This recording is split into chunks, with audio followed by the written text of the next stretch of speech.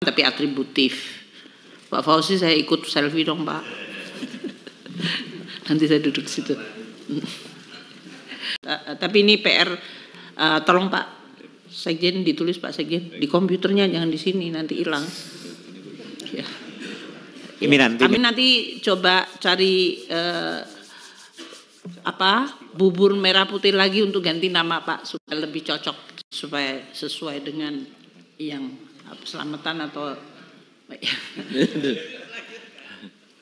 Baiklah Bapak Ibu dan saudara-saudara sekalian, itu beberapa pertanyaan, saran dan usulan. Kami persilakan Ibu Menteri untuk memberikan jawabannya. Kami persilakan. Baik Bapak, Pak Wamen baru hadir, jadi sudah ada untuk beberapa catatan tadi. Pertama, untuk tabel perbandingan nanti kami sampaikan Pak Andreas, dan tadi juga Gus Irawan menanyakan untuk perbandingannya untuk masing-masing. Pertama unit eselon 1 dan tadi program, karena programnya seperti pendapatan negara, belanja negara, kemudian PP perbendaraan, kekayaan negara dan resiko, serta Dukman, untuk termasuk tadi yang disampaikan oleh Pak Dolfi mengenai program reguler dan program inisiatif. Kami akan menjadi Pak Andreas cara membaca mengenai yang disebut program atributif versus program dari intinya, karena kami menyadari ini presentasi seperti ini bisa misleading sih Pak. Itu kan sebetulnya dari awal kami sebetulnya sudah 2 tahun anggaran atau 3 tahun anggaran kita menggunakan metode ini. Itu kami mengantisipasi akan bisa disalah mengertikan seolah-olah Kemenku itu beban di Dukman. Sehingga memang kita menyebutkannya adalah Dukman atributif. Jadi seolah-olah Dukman tapi atributif. Pak Fauzi, saya ikut selfie dong Pak. Nanti saya duduk situ. Nah, oleh karena itu Pak Andreas, kami sampaikan juga bahwa mungkin tidak seperti korporasi, tapi kalau korporasi kan kita juga bisa melakukan sentralisasi dari fungsi-fungsi korporat. Sehingga tidak masing-masing memiliki fungsi sendiri-sendiri, katakanlah marketing sendiri, production sendiri, kemudian keuangan sendiri. Jadi mereka bisa mencentralize. Nah, untuk ini kita juga sama. Kalau ini adalah suatu manajemen yang kita sebutkan tadi share services. Jadi dulu mungkin Pak Andreas ingat tahun lalu saya sampaikan bayar gaji, dulu itu masing-masing unit eselon 1 memanage sendiri-sendiri. Sehingga kita punya jumlah orang kalau tidak sampai, kalau salah sampai sebanyak satker itu berarti sampai 1000. Ada 67 satker yang ngurusin gaji itu masing-masing. Nah, dengan adanya sekarang share services, decentralized dan by system, kita itu bisa motong kalau nggak salah tinggal 200 ya Pak ya. Kalau nggak salah 200 berapa 30, mungkin bisa dilihat Pak Sekjen, nanti Pak Sekjen, kayaknya Pak Sekjen ini lagi kebanyakan bahan jadi bingung yang mana yang mau disampaikan. Nanti kalau pas Dukman 53 triliun mungkin ya besok mulai, nanti malam mulai membuat PR-nya.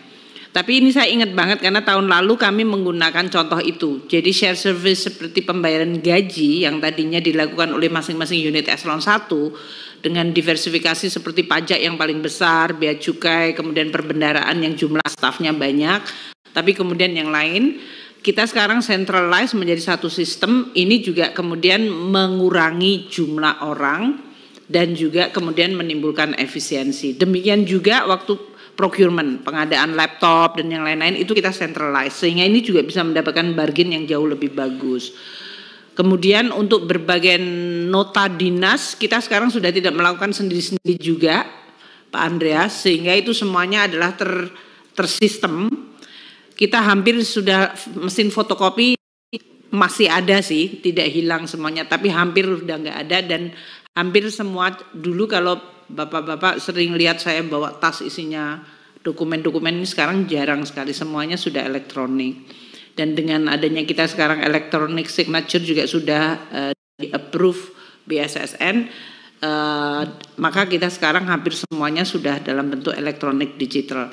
Ini semuanya yang perubahan yang sangat besar yang kemudian menimbulkan makin keinginan untuk membuat sinergi itu dengan dukungan manajemen yang makin services dan yang servisnya makin bisa dipastikan dan tidak tergantung pada unit masing-masing. Itu satu. Sehingga kalau kita lihat alokasi anggarannya itu nampaknya menjadi kecil karena banyak tadi seperti penggajian, kemudian masalah IT system core itu kan yang sebetulnya adalah infrastruktur besarnya dari Kemenku adalah di orangnya dan sistem yang menopangnya. Itu menjadi namanya Dukman, supaya tidak menimbulkan persepsi bahwa ini seolah-olah di kesekjenan saja yang gede. Maka kita kemudian ini Dukman tapi diatribusikan untuk fungsi-fungsi tersebut. Sehingga mungkin bacanya tetap Pak Andreas adalah yang tadi total anggaran yang dibutuhkan.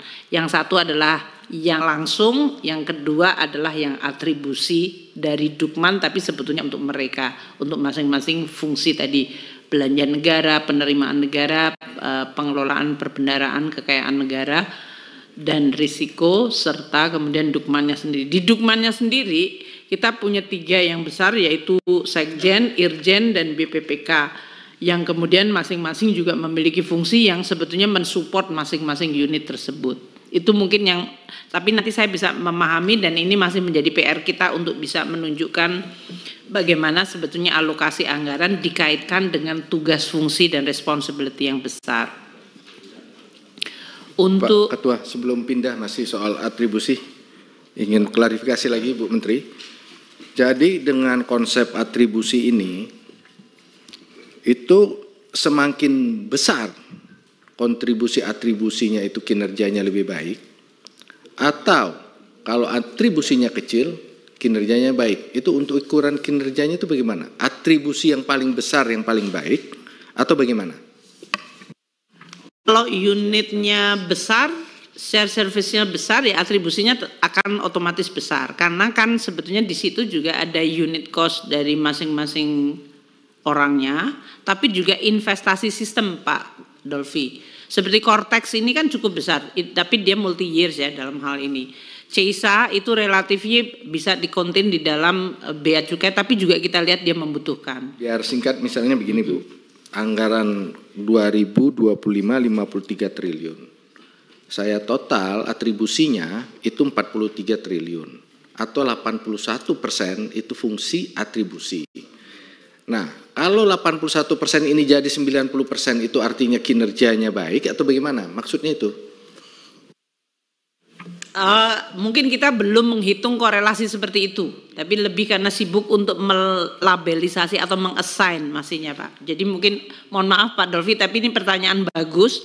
Kami akan coba untuk lihat karena bagus untuk selalu melihat apakah ini korelasi dengan KPI, korelasi dengan komplikasi fungsi yang mereka hadapi. Karena seperti tadi saya juga melihat beberapa itu seperti DJPPR itu kecil tapi dia memiliki atribusi yang sangat besar karena dia bukannya mengelola isu-isu utang tapi mengelola risikonya. Jadi tapi pertanyaan Pak Dolfi itu selalu menambah kita makin pinter Pak, terus terang karena pertanyaan Pak Dolfi itu selalu sangat tajam dan substantif gitu untuk itu. Jadi kami membuat sekjen kita juga makin pinter. Artinya deg-degan katanya Pak, dia nggak bisa tidur. Tapi memang pertanyaannya memang harus gitu analytical terhadap kinerja organisasi kan tadi kami menyampaikan KPI, kemudian output kegiatan versus assignment terhadap angka.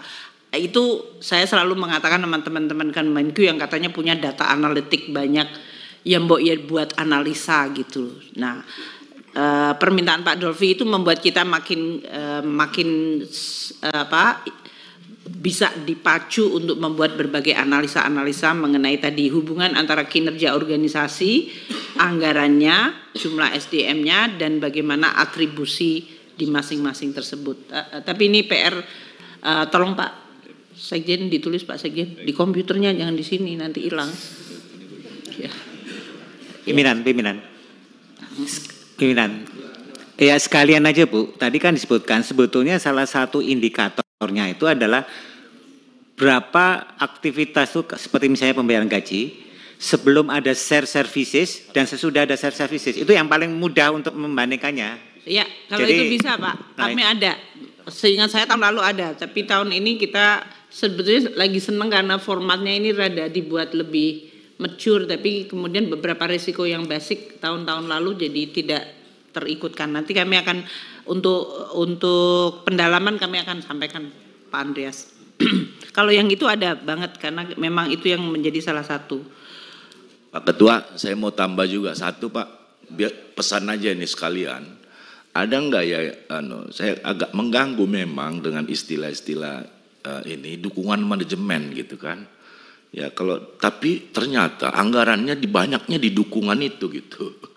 Padahal kalau disebut dukungan, nah kemarin saya mau maju lagi, saya maju lagi loh bro, DPR RI, oh kita dukung ketua katanya, ya kan? Apa dukungannya? Ya ada kita kafe itu, bolehlah pakai hallnya katanya, ya kan? Oh baguslah, nanti kita mau pakai, rupanya bukan free, kita diskon katanya, nah, itu dukungan udah itu gitu. Nah maksud saya,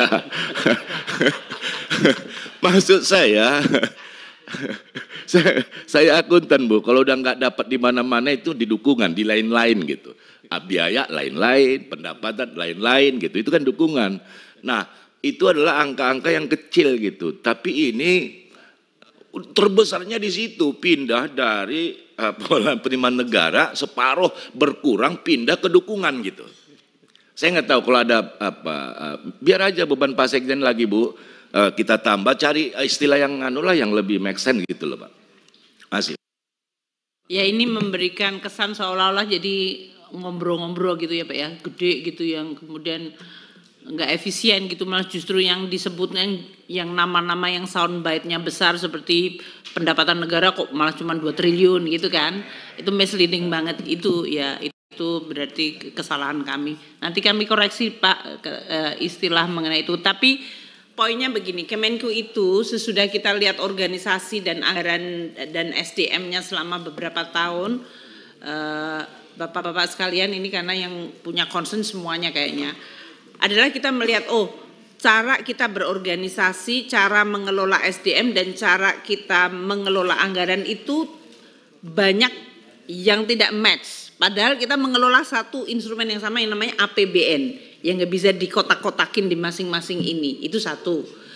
Dengan pembelajaran itu makanya kita kemudian meredesain cara kita karena organisasi dan SDM itu tingkah laku dan kinerjanya sangat tergantung dari underlying insentifnya. Kalau insentifnya masih dibuat kotak-kotak kecil tergantung dari satker, bahkan tidak unit eselon 1 Pak Gus Irawan, tapi satkernya yang menentukan kamu boleh ngapain, kamu ngapain. Ini kita kehilangan narasi besarnya, kehilangan tujuan besarnya. Nah ini yang kita coba kemudian reorganize. Salah satu kekuatan Kemenku karena kita udah punya balance scorecard, jadi ini mendisiplinkan cara berpikir kita. Kita tuh sebetulnya mengapain? Mengelola ekonomi menggunakan instrumen APBN. APBN, keuangan negara, ada penerimaan, belanja, kemudian perbendaharaan risiko kekayaan negara. Jadi 3 fungsi besar ini dalam mengelola APBN harus bagaimana supaya mereka bisa berfungsi. Ini yang kemudian kita memutuskan. Tadinya kan masing-masing kotak-kotak sendiri-sendiri sehingga insentifnya mereka tergantung si bohir yang membayar di sini bukan pada tujuan besarnya. Kita kemudian konsolidasikan, makanya Bapak-bapak, Pak Andreas, Pak Gus Irawan, Pak Dolfi dalam hal ini kita kemudian mengintegrasikan SDM itu menjadi satu centralized waktu itu, makanya kita bisa melakukan berbagai efisiensi. Nah karena decentralized itu seperti tadi dari mulai absen, dari mulai itu sehingga dari Irjen kemudian Sekjen dengan sekretaris masing-masing unit eselon 1. Kan tadinya kan unit eselon 1 sekretaris jenderalnya itulah yang menjadi pemegang organisasi anggaran dan SDM di masing-masing unit eselon 1. Karena sekarang kita paksa untuk menjadi consolidated, menyebabkan tadi dari mulai share services atau service yang bisa di-share bersama-sama. Penggajian, menjadi satu. Tadi IT system menjadi satu. Itu procurement tadi sudah saya sampaikan. Ini menyebabkan kemudian yang tadinya kantong-kantong lemak yang kita nggak tahu kemudian hilang semuanya menjadi satu benchmark atau satu practice atau standar governance yang makin baik. Sehingga tidak ada yang disebut masing-masing punya kantong-kantong sendiri. Namun kita juga paham bahwa Kemenku itu gede sekali Pak. Di masing-masing daerah juga diversity-nya banyak. Jadi tetap kita memberikan keleluasaan. Namun umpamanya kita mengatakan anak-anak yang harus ditugaskan di daerah terpencil, ini bukan punishment. Itu adalah bagian dari rotasi pengayaan. Sehingga tidak ada stigma Pak. Kalau saya ditaruh di daerah ini, oh berarti kamu jelek. Enggak ada daerah jelek, enggak ada tugas yang jelek. Semua tugas di Kemenku adalah baik.